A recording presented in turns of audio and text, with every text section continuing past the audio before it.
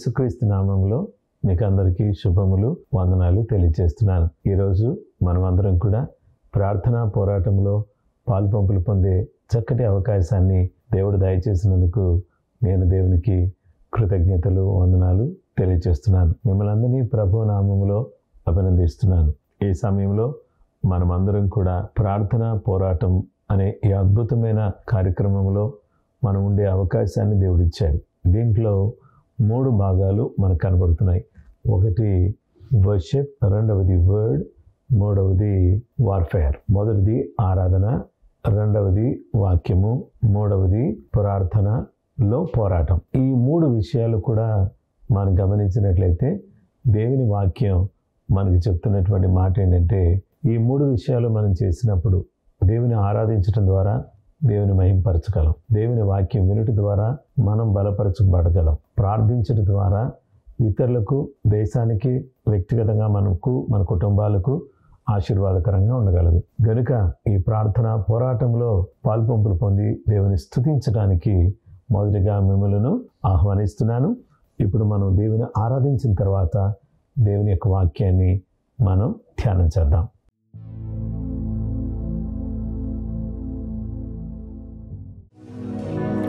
సుడిగాలైనను నిశ్చలముగా చేసేదను, నీవే నా బలం, నీవే నా నమ్మకం. సుడిగాలైనను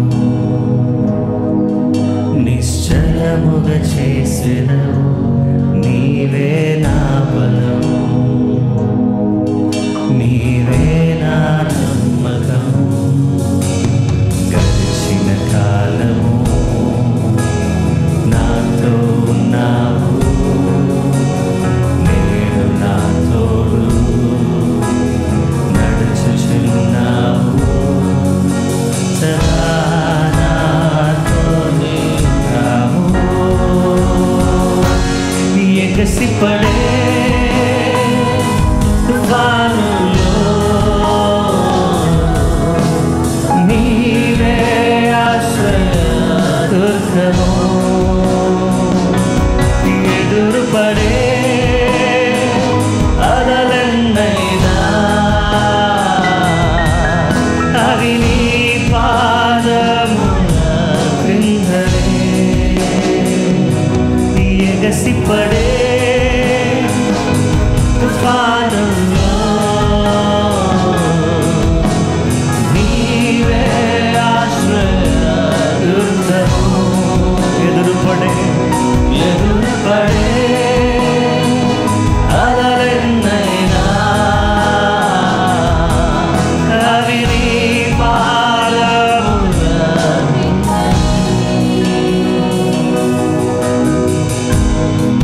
వ్యాధి నన్ను చుట్టిన, రోగముతో నేను పడి ఉన్నా, నన్ను లెమ్మని సెలవిచ్చే యెహోవా రాఫా నీకు స్తోత్రం. స్వస్థపరచు దేవా నీకు వందనాలు.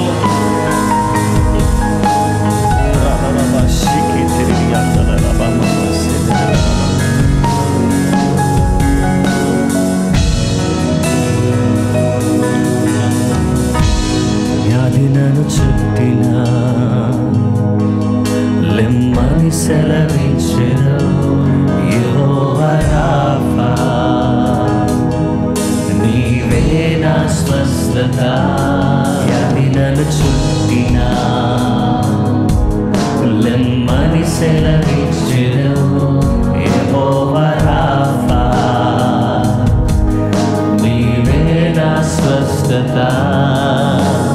గడిచిన కాలము నాతో ఉన్నావు, నేను నా తోడు నడుచుచున్నావు. సదా నాతోనే ఉంటావు. ఎగసిపడే తుఫానులో నీవే ఆశ్రయ దుర్గము. స్పర్శితులు ఎదురుపడే అలలెన్నైనా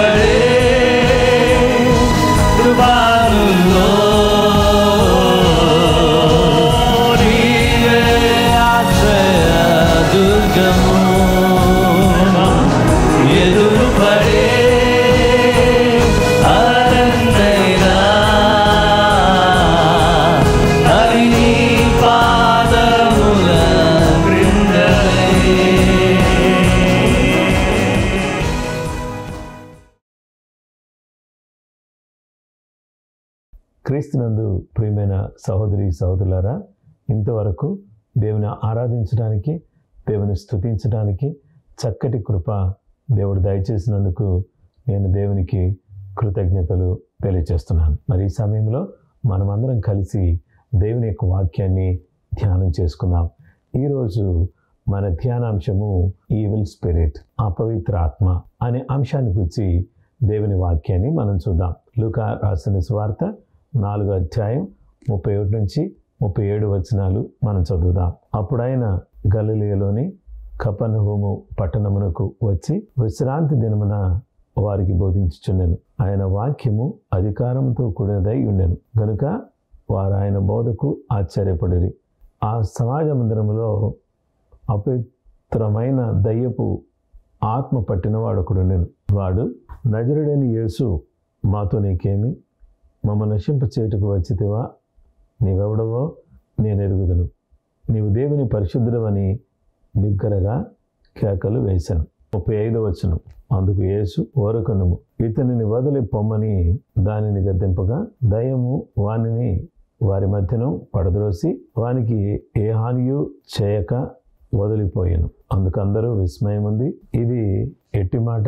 ఈయన అధికారంతోనూ బలముతోనూ అపవిత్రాత్మలకు ఆజ్ఞాపింపగానే అవి వదిలిపోవచ్చునవని ఒకరితో ఒకడు చెప్పుకొనిది. అంతటా ఆయనను గూర్చిన సమాచారము ఆ ప్రాంతముల యందంతటను వ్యాపించెను.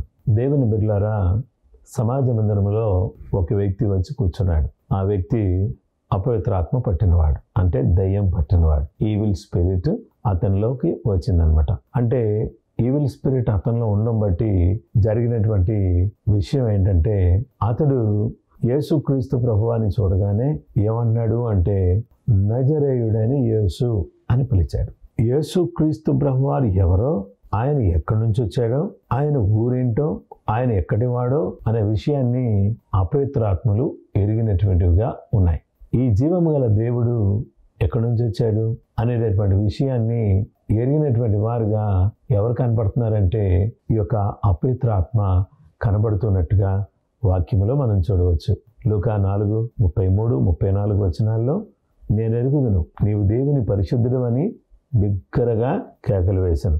వాడు, నజరుడైన యేసు, మాతో నీకేమి? మమ్మల్ని నశింప చేయుటకు వచ్చితివా?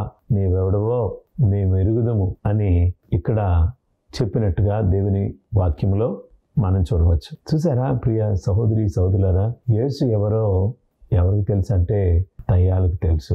ఆయన ఎవరు? నజరేయుడైన యేసు. హానేసు, ఫీనేసు, సస్తోనేసు, బరయేసు, మన యేసు అనే ఎందరో యేసులు బైబిల్లో ఉన్నారు. ఇంతమంది యేసులు బైబిల్లో ఉంటే మరి ఇక్కడ ఒక యేసు మనకు కనబడుతున్నాడు. ఆ యేసేమో నజరేతు నుండి వచ్చిన నజరేయుడైన యేసు.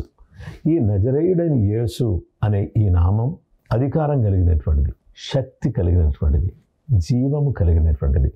ఇలాంటి అధికారం కలిగినటువంటి యేసుక్రీస్తు ప్రభువారు ఎవరో అపవాదికి తెలుసు అనే విషయం ఈరోజు మనం చూస్తున్నాం.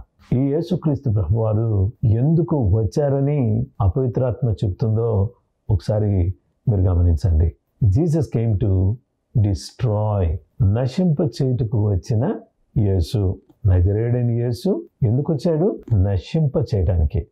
ఎవరిని నశింప చేయడానికి వచ్చాడు? అపవాది క్రియలను లయపరచుటకు యేసుక్రీస్తు ప్రభువారు వచ్చారు. దేవుని వాక్య భాగంలో మనం చూస్తే లూకా 4:34లో, వాడు, నజరేయుడైన యేసు, మాతో నీకేమని? మమ్మల్ని నశింప చేయుటకు వచ్చితివా అని అడుగుతున్నట్టుగా మనం చూస్తాం. చూసారా, నువ్వు ఎందుకు వచ్చావో తెలుసా? You came to destroy us. మమ్మల్ని నశింప చేయడానికి వచ్చావా? ఎందుకు వచ్చావు నువ్వు అని అంటే, యేసు ప్రభువారు అంటున్నారు, పాపులను రక్షించుటకు క్రీస్తు యేసు ఈ లోకమునకు వచ్చిన వాక్యము నమ్మదగినదియు పూర్ణాంగీకారమునకు యోగ్యమైనదియు నయ్యున్నది అని 1 తిమోతి 1:15లో మనం చూస్తున్నాం. లూకా 19:10లో, నశించిన దానిని వెదకి రక్షించుటకు మనిషి కుమారుడు ఈ లోకానికి వచ్చాడు. నశించినటువంటి వారిని వెదకి రక్షించడం కోసం యేసుక్రీస్తు ప్రభువారు ఈ లోకానికి వచ్చారు. అలాగే మనందరినీ కూడా రక్షించడానికి వచ్చాడు. మరి అపవాది ఏంటి?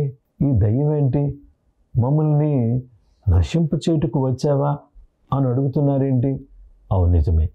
దేవుని బిడ్డలారా, అపవాదిని ఏం చేయడం కోసం యేసుప్రభువారు వచ్చారంటే నశింపు చేయడం కోసం వచ్చారు. అపవాది క్రియలను లయపరచడం కోసం వచ్చారు.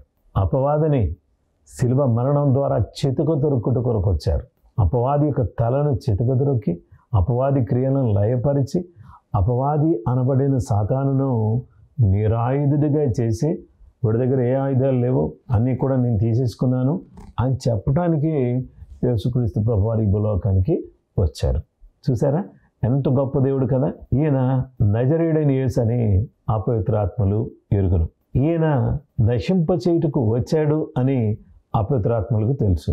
అలాగనే దేవుని వాక్యం ద్వారా దేవుడు సెలవిస్తున్నటువంటి మాట ఏంటంటే, యేసుక్రీస్తు ప్రభువారు ఈ భూలోకానికి అపవాది క్రియలను లయపరచడం కోసం వచ్చాడు. తర్వాత దేవుని వాక్యంలో మనం చూస్తే ఆయన ప్రజలకు మేలు చేయడం కోసం అపవిత్రాత్మల చేత పీడించబడుతున్నటువంటి వారిని, అపవాది చేత పీడించబడుతున్న వారిని స్వస్థపరచడానికి, విడిపించడానికి, ప్రజలకు మేలు చేయడానికి, ప్రజలను రక్షించడానికి యేసు ప్రభువారు ఈ భూలోకానికి వచ్చారు. అవును, నిజమే. దేవుని వాక్యాన్ని మనం చూస్తే ఈ యేసుక్రీస్తు ప్రభువారు మూడవదిగా ఏం కలిగిన వాడుగా మనకు కనబడుతున్నాడంటే అధికారం కలిగిన వాడుగా మనకు కనబడుతున్నాడు. అధికారము గల యేసు, అథారిటీ ఆఫ్ జీసస్. యేసుకు ఏముందంటే అధికారం ఉంది. అంటే ఎలాంటి అధికారం యేసుక్రీస్తు ప్రభువారికి ఉంది అనే విషయాన్ని లూకాసు వార్త 4:35-36 వచనాల్లో చూస్తే, అందుకు యేసు ఊరకుండము, ఇతనిని వదిలిపోమని దానిని గద్దింపగా దయ్యము వానిని వారి మధ్యను పడద్రోసి వానికి ఏ హానియో చేయక వదిలిపోయెను. దేవుని వాక్యాన్ని మనం గమనించినట్లయితే, ప్రియ సహోదరి సహోదరులారా, ఈ అపవాది ఏం చేశారో తెలుసా? అపవాది శక్తులను యేసుక్రీస్తు ప్రభువారు ఎరిగిన వాడై ఏమన్నాడంటే ఊరకుండము అని చెప్పేసి అంటున్నాడు. ఇతనిని వదిలిపోమని వాని గద్దింపక యేసు ప్రభువారు అన్నాడు, be quiet and come out of him. And when the demon had thrown him on their midst, it came out of him and did not hurt him.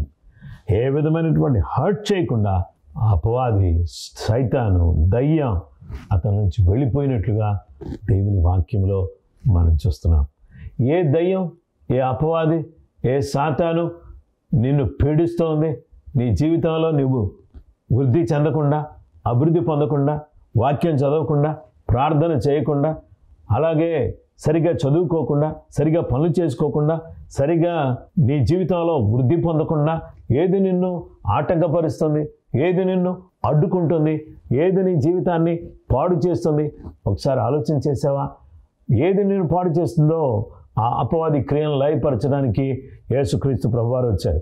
ఆయన ఏం కలిగినటువంటి వాడిగా ఉన్నాడంటే అధికారం కలిగినటువంటి వాడిగా ఉన్నాడు. ఆయన అధికారంతో ఏం చేసేటటువంటి దేవుడిగా ఉన్నాడంటే ప్రతి విధమైనటువంటి చీకటి క్రియలని కూడా లయపరిచేటటువంటి గొప్ప దేవుడిగా ఆయన మనకు కనబడుతున్నాడు. కనుక నా ప్రియ సహోదరి సహోదరులారా, ఈరోజు అపవిత్ర ఆత్మ యేసుక్రీస్తు ప్రభువాన్ని గురించి చెప్పినటువంటి 3 విషయాలు మనం చూసాం. అపవిత్రాత్మ ఏమంటున్నాడంటే, నువ్వెవరో నాకు తెలుసు, నువ్వు నజరేయుడైన యేసు అని చెప్పేసి అని చెప్పడం, యేసును గుర్తించడం. యేసుక్రీస్తు ప్రభువారు ఎందుకు వచ్చాడు? నశింప చేయడానికి కోసం వచ్చాడు. అపవాది క్రియలను లయపరచడం కోసం వచ్చాడు. పాపను రక్షించడం కోసం యేసుక్రీస్తు ప్రభువారు ఈ భూలోకానికి వచ్చాడు. అలాగే యేసుక్రీస్తు ప్రభువారు అధికారం కలిగినటువంటి వాడని, ఆయన అధికారానికి ఎవరు లోబడ్డారో తెలుసా?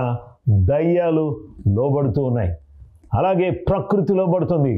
దేవుని వాక్య భాగంలో మనం చూస్తే గాలిని గద్దించి సముద్రమును మిక్కిలి నిమ్మలమై ఊరుకుండమని చెప్తే అక్కడ గలిలయ సముద్రములో లేచినటువంటి తుఫాను సద్దుమడిగినట్లుగా దేవుని వాక్యంలో మనం చూస్తున్నాం. ఇక్కడ దయ్యాన్ని ఊరకుండో, ఇతను వదిలిపో అని చెప్పేసారంటే దయ్యం వెళ్ళిపోయినట్లుగా మనం చూస్తున్నాం. అలాగే యేసుక్రీస్తు ప్రభువారు కుష్ఠరోగిని ముట్టి నాకు ఇష్టమైన శుద్ధుడు కమ్ము అని అంటే రోగం మీద ఆయన అధికారం ఉంది, ప్రకృతి మీద ఆయనకు అధికారం ఉంది, అలాగే దయ్యాల మీద ఆయనకు అధికారం ఉంది. ఆయన సర్వాధికారి. ఇలాంటి సర్వాధికారి అయినటువంటి దేవుడు ఉదయకాలం మనకేం చెప్తున్నాడో తెలుసా? ఏ అపవాది, ఏ శక్తి, ఏ చీకటి నిన్ను వెంటాడుతుందో, నిన్ను ఉన్నతమైన స్థితిలోకి వెళ్లకుండా, చదవకుండా, ఆర్థికంగా పరిపుష్టి కలిగి ఉండకుండా, అలాగే కుటుంబ పరంగా, ఆరోగ్యపరంగా, వ్యక్తిగతంగా, అలాగే దైవికంగా నువ్వు ఎదగకుండా నీ జీవితాన్ని అణిచివేస్తున్నటువంటి చీకటి క్రియలన్నీ కూడా లయపరచబడడానికి ఈరోజు మనమందరం కూడా ఏం చేయాలంటే, యేసయ్యా నీవు నజరేయుడవు, యేసయ్యా నీవు అపవాదిని దాని క్రియలను లయపరిచేవాడు, యేసు ప్రభువా నీవు అధికారం కలిగిన వాడు, నీకు నేను లోబడుతున్నాను ప్రభువా, నీ సహాయం నాకు దయచేయి నాయనా, నీ కృప నాకు దయచేయి ప్రభువా అని మనం ప్రార్థన చేస్తే నిశ్చయంగా దేవుడు మనకు సహాయం చేసే దేవుడుగా ఉన్నాడు. ప్రభు తన కృపను, తన సహాయాన్ని మనకు అనుగ్రహించాలని, తన యొక్క దీవెనను మనతో నింపాలని మనం కోరి ప్రార్థన చేద్దామా? దయచేసి అందరూ కూడా కళ్ళు మూసుకుని ప్రార్థనలో ఎక్కివేస్తారా? దయచేసి ప్రార్థన చేసుకుందామా?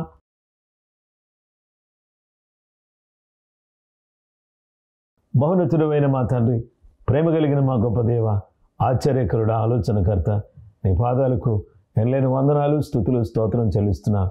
ఈ సమయంలో మా ప్రభువా నేను స్తుతించడానికి నీవే కారణభూతుడు.